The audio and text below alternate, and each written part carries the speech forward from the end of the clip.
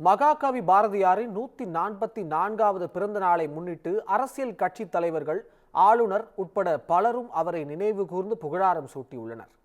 பிரதமர் மோடி வெளியிட்ட எக்ஸ் தள பதிவில் மகாகவி பாரதியாரின் கவிதைகள் துணிவை தூண்டியதாகவும், இந்தியாவின் கலாச்சார தேசிய உணர்வை அவர் ஒளிரச் செய்ததாகவும் பெருமிதம் தெரிவித்துள்ளார்.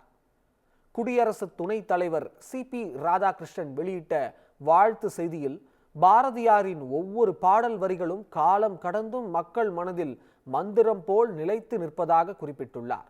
முதலமைச்சர் ஸ்டாலினின் எக்ஸ் தள பதிவில், பெண்களின் உயர்கல்வியை உறுதி செய்யும் நமது அரசின் திட்டத்திற்கு பாரதியின் கவிதையிலிருந்தே புதுமை பெண் என பெயரிட்டதாக சுட்டிக்காட்டினார்.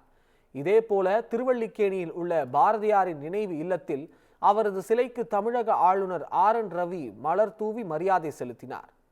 திமுக MP கனிமொழி வெளியிட்ட பதிவில், நம் உணர்வில் கரைந்து அறிவு பலத்தில் நிறைந்திருக்கும் தமிழின் அடையாளம் மகாகவி பாரதி என புகழாரம் சூட்டினார்.